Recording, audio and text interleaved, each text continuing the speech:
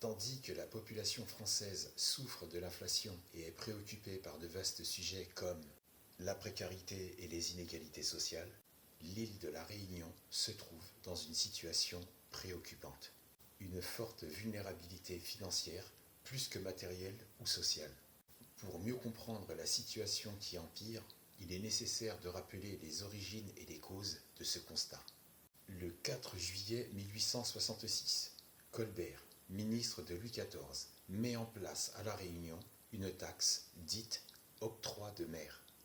En gros, c'est une mesure fiscale qui impacte les marchandises importées, mais qui en réalité coopère encore à la vie chère en Martinique, Guadeloupe, Guyane, Mayotte et à La Réunion. Mais sur l'Hexagone, des débats pour détourner l'attention et orienter nos esprits sur des sujets qu'ils souhaitent qu'on absorbe, tout comme par exemple en juin 2024 où le chef d'État français a choqué les associations LGBT+, et sur le fait qu'une personne trans peut changer son prénom en mairie, mais pour modifier la mention de sexe à l'état civil, il faut passer devant le tribunal administratif. Vois-tu le paradoxe ou le décalage avec sa femme et les rumeurs à propos de sa transidentité? Donc depuis le 4 juillet 1886 à aujourd'hui septembre 2024, ça fait 158 ans que toutes ces colonies, et notamment la Réunion, se soumettent à une taxe désuète et archaïque imposée et maintenue par le gouvernement français, qui pèse à hauteur de 18% pour tout produit importé en Outre-mer. Mais les produits soumis à cette taxe se surajoutent à d'autres taxes et entrent en concurrence directe avec la production locale réunionnaise. Bruno Le Maire, ministre de l'économie, avait évoqué l'idée de réformer cette taxe dite l'octroi de mer.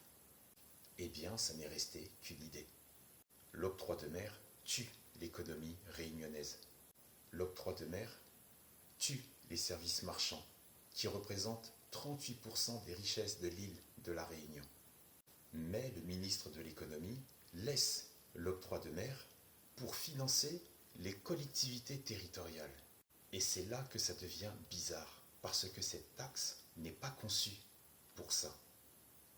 Un peu comme la vignette automobile française, créée en 1956 par Guy Mollet, pour financer les retraites.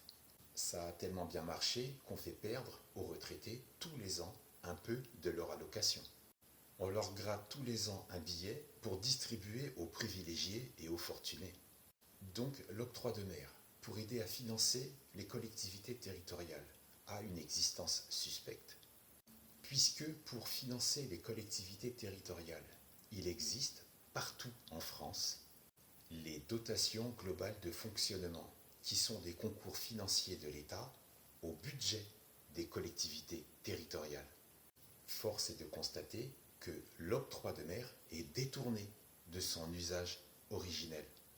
Donc, autrement dit, une grosse carotte, associée à une imposture à sec et sans la vaseline.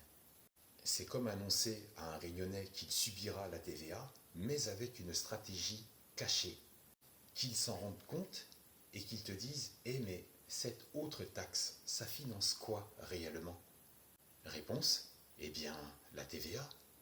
Mais lui te dit qu'il la paye déjà, la TVA. Pourquoi une autre taxe sur la TVA?